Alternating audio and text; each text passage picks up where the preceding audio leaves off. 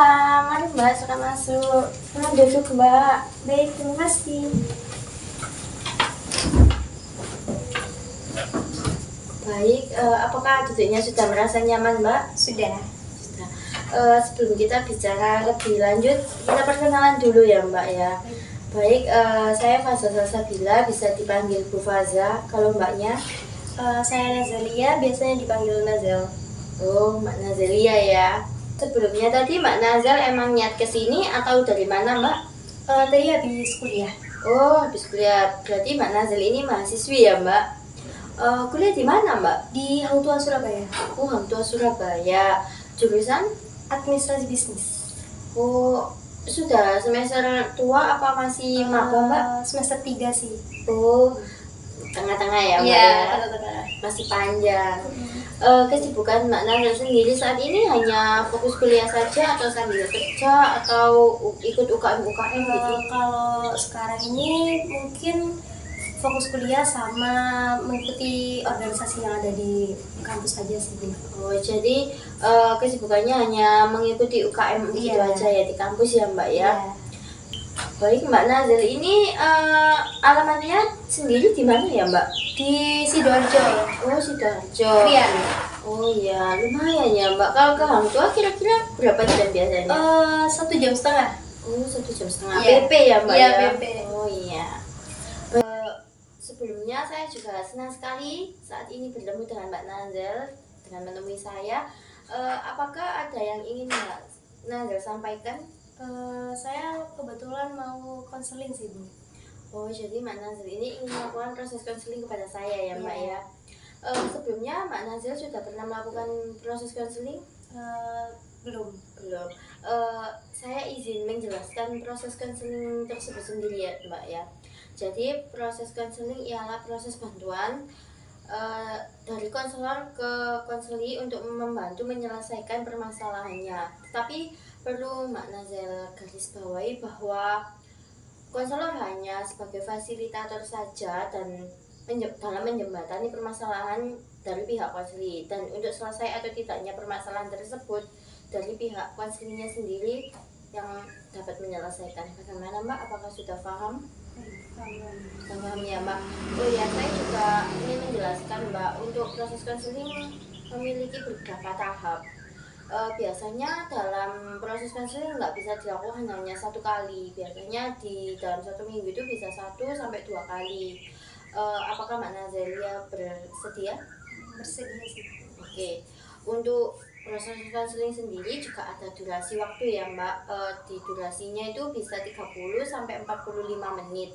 Mbak Nazalia ini bersedia di waktu yang mana? Sekitar 30 menit. 30 menit ya Mbak ya. Baik. Oke, tadi kan sudah saya jelaskan ya Mbak tentang bahwa proses konseling itu nggak bisa dilakukan hanya satu kali. Dan dalam minggu ini saya free di hari Kamis dan Jumat. Mbak Nazalia bisa memilih hari tersebut? Berarti dalam 1 minggu tuh saya bisa milih 1 kali. Iya. Oke. Oke, Mbak Nazalia memilih yang Hari Jumat aja. hari Jumat. Untuk jamnya jam 10 apakah bisa? Bisa. Bisa. Oke. Untuk pertemuan kita selanjutnya di minggu depan itu di hari Jumat pukul 10 ya Mbak ya. Baik, tadi kan Mbak Nazalia sempat berbicara ingin melakukan proses konseling ya Mbak. Dan bisa Mbak Nazalia ceritakan apa yang menjadi permasalahan Mbak Nazalia saat ini? Permasalahan saya lebih kayak dituntut oleh orang tua sih. Oke, dituntut oleh orang tua ya Mbak. Dituntut oleh orang tua itu yang seperti apa Mbak? Bisa diceritakan secara detail lagi? Tentang pendidikan dan masa depan. Oh, jadi orang tua Mbak Nazalia ini selalu menuntut diri Mbak Nazalia untuk selalu misalnya kayak sukses gitu ya Mbak ya. Oke. Lalu dengan tuntutan orang tua Mbak Nazalia seperti itu, perasaan apa yang saat ini muncul pada diri Mbak Nazalia? Terkadang kayak bingung, sakit hati, marah gitu sih. Lebih ke marah dan sakit hati ya Mbak kepada orang tua Mbak Nazalia. Lalu dengan tuntutan orang tua Mbak Nazalia, apakah Mbak Nazalia ini merasa tertekan? Apakah ada perasaan lagi yang muncul pada saat itu? Tidak ada sih. Tidak ada, hanya pada marah dan sakit Iya. hati tadi ya Mbak ya. Lalu dengan perasaan Mbak Nazelia kan tadi berbicara marah, sakit hati. Apakah hal tersebut itu dapat mempengaruhi tingkah laku Mbak Nazelia saat ini? Untuk saat ini ada sih Bu. Oke, ada ya Mbak Iya. ya. Bisa dicontohkan Mbak, dapat mempengaruhinya itu yang seperti apa? Kayak mengurung diri, kayak mengurangi interaksi saya ke keluarga saya. Oh, jadi Mbak Nazelia ini lebih kayak apa ya, membatasi diri ya Iya. dengan orang tuanya, menarik diri lah intinya dengan orang tuanya. Lalu dengan perasaannya seperti itu, apakah ada tingkah laku yang dapat apa ya Mbak ya, dapat untuk mengatasi perasaan Mbak Nazelia. Jadi ketika Mbak Nazelia itu marah, terus sakit hati kepada orang tua, apakah ada tingkah laku yang dapat mengatasi perasaan Mbak Nazelia? Ada. Ya, seperti apa Mbak? Itu bertemu dengan orang lain atau teman-teman gitu sih, kayak lebih bermain gitu. Oh, Lebih jadi- keluar rumah. Iya, jadi Mbak Nazelia ini lebih kayak memilih untuk keluar rumah dan berinteraksi dengan orang lain saja ya Mbak Iya. ya, seperti itu ya Mbak. Baik, jadi seperti itu ya Mbak.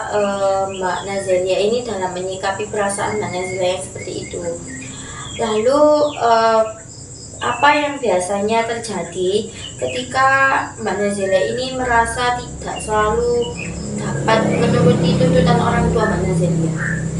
Biasanya orang tua saya tuh suka banding-bandingin saya sama keluarga saya yang lainnya. Oh, jadinya orang tua Mbak Nazelia ini lebih kayak membandingkan dengan keluarga yang lainnya, kayak contohnya di keluarga besar gitu Iya. ya Mbak. Dan itu yang membuat Mbak Nazelia ini selalu kayak marah gitu ya. Lalu kapan sih Mbak pertama kali Mbak Nazelia ini merasakan tuntutan orang tua Mbak Nazelia ini? Dari SD sih. Oh, dari kecil. kecil ya Mbak ya. Jadi dari kecil itu Mbak Nazelia ini selalu dituntut untuk selalu berhasil gitu ya Mbak ya, oleh orang tua Mbak Nazelia. Lalu jika Mbak Nazelia ini tidak dapat memenuhi tuntutan orang tua Mbak Nazelia ini, apakah orang tua marah atau bagaimana? Atau hanya membanding-bandingkan saja? Banding-bandingkan sama, kadang lebih marah juga sih kadang. Cuman lebih ke bandingkannya itu. Oh, jadi terkadang marah, cuma Iya. lebih ke membandingkannya ya Mbak ya. Apakah ada kejadian spesifik Mbak yang membuat Mbak Nazelia ini untuk selalu berhasil dan selalu untuk menuruti tuntutan orang tua Mbak Nazelia? Ada. Bisa diceritakan Mbak? Itu waktu sekitar kelas, ini SD ya Bu? Iya. Itu nggak kelas 2 atau enggak 3 itu saya rankingnya tuh enggak sesuai sama ekspektasi orang tua saya. apa-apa. Oke. Jadi mereka kecewa, marah kepada saya. Oh, saat itu kecewa dan marah. Apakah hanya kecewa dan marah saja Mbak? Iya sih. Oke. Lalu respon Mbak Nazelia sendiri saat itu dengan orang tua Mbak Nazelia marah bagaimana Mbak? Ya, saya juga ikut marah karena di situ saya sudah berusaha semaksimal mungkin untuk belajar dan untuk menggapai nilai yang bagus. Iya, tapi menurut Mbak Nazelia orang tua selalu merasa Selalu, kurang iya. puas ya Mbak Iya. dengan kemampuan Mbak Nazelia. Apakah yang Mbak Nazelia pikirkan pada diri Mbak Nazelia ketika Mbak Nazelia ini merasa gagal atau tidak memenuhi ekspektasi orang tua Mbak Nazelia? Ada sih. Seperti apa Mbak? Itu kayak lebih, kenapa kok bisa gagal? Apa kesalahanmu? Kok sampai kamu nggak memenuhi ekspektasi orang tua itu? Oke, jadi Mbak Nazelia ini lebih ke mencari dari kesalahan Mbak Nazelia Iya. tadi ya Mbak ya. Lalu apakah ada pikiran yang muncul seperti kayak saya ini sudah mengecewakan orang tua, saya tidak berguna, ada ya Mbak ya?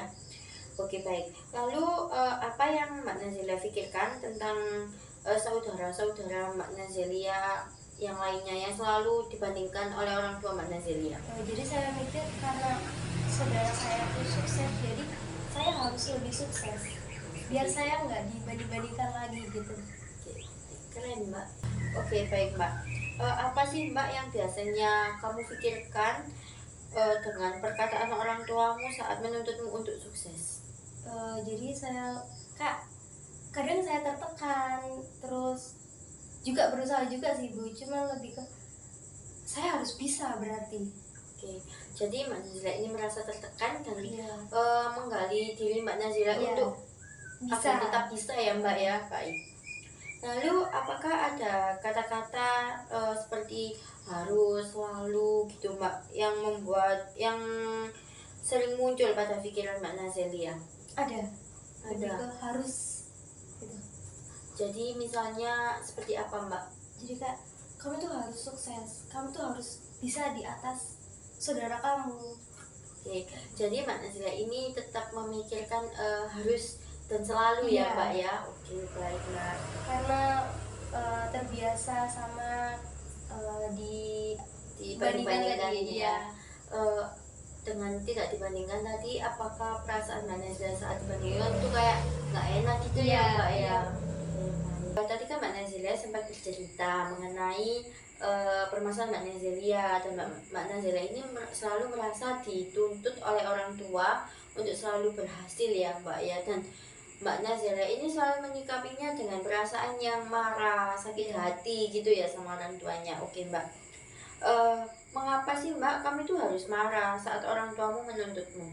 Ya karena orang tua saya berpikir saya selalu bisa. Oke, jika orang tuamu saja bisa menganggap kamu bisa, mengapa kamu tidak selalu percaya diri jika kamu juga bisa? Karena saya takut gagal itu tadi. Oke, apakah menurutmu setiap orang nggak boleh gagal? Boleh-boleh saja. Oke, jika boleh, mengapa kamu tidak mencoba dan mengapa kamu harus marah pada orang tuamu? Karena kalau saya gagal, pastinya orang tua saya tuh selalu membandingkan saya. Oke, lalu jika dibandingkan, apakah itu mengganggumu? Apakah itu membuatmu gagal? Tidak kan? Tidak juga sih Bu. Lalu mengapa harus marah? Mengapa tidak mencoba saja untuk membuat orang tuamu bangga saat itu? Ya, karena orang tua saya tidak pernah puas dengan keberhasilan saya. Jadi saya selalu kurang gitu. Apakah menurutmu cinta orang tuamu hanya pada keberhasilanmu saja? Menurut saya iya. Apakah ada buktinya bahwa orang tuamu hanya cinta pada keberhasilanmu saja? Ada. Dengan menuntut. Oke. Apakah menurutmu tidak ada orang gagal Mbak saat ini? Ada sih Bu. Oke. Lalu mengapa kamu takut dengan kegagalan? Ya karena sesuai tuntutan itu tadi. Apakah selalu berhasil adalah satu-satunya ukuran keberhasilan dalam hidupmu menurutmu Mbak? Iya. Oke, mengapa? Karena kalau saya berhasil, mungkin saya tidak akan dibanding-bandingkan dengan keluarga saya. Oke, jika Mbak Nazila sudah mempunyai pikiran tersebut, dengan perasaan Mbak Nazila yang tadi, dengan tuntutan orang tua, apakah lebih bisa berpikir positif untuk saat ini? Bisa. Oke. Jadi Mbak Nazila ini bisa lebih berpikir positif ya dengan tuntutan orang tuanya Mbak Nazilia, bahwa itu mungkin demi kebaikan Mbak Nazilia saja. Oke Mbak? Baik Bu. Mungkin dengan sharing ke Bu Faza, jadi saya lebih bisa berpikir positif untuk mungkin orang tua menuntut saya, orang tua itu saya tuh kayak untuk kedepannya, untuk masa depan saya juga sih.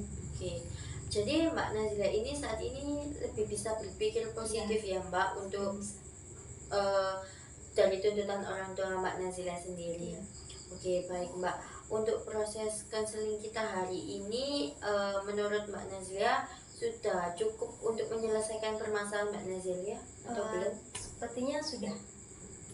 Oke, sudah ya Mbak. Mbak Nazila sendiri juga bisa berpikir lebih positif juga ya Mbak ya. Oke. Saya rasa juga proses konseling kita hari ini sudah cukup ya Mbak ya. Saya rasa juga sudah 30 menit. Untuk proses konseling kita selanjutnya di minggu depan di hari Jumat pukul 10 ya Mbak ya. Oke. Apakah ada hal yang ingin ditanyakan kembali Mbak? Tidak ada. Oke, tidak ada. Cukup ya Mbak ya. Baik, saya rasa saya izin untuk menutup proses konseling kita hari ini ya Mbak ya. berterima kasih dan sudah bercerita dan percaya kepada saya. Baik, terima kasih kembali Bu sudah mendengarkan cerita saya, mendengarkan masalah saya. Oke, saya juga terima kasih ya Mbak ya. Baik. Baik, makasih Bu. Iya, baik, makasih Mbak. Hati-hati ya Mbak. Iya Bu.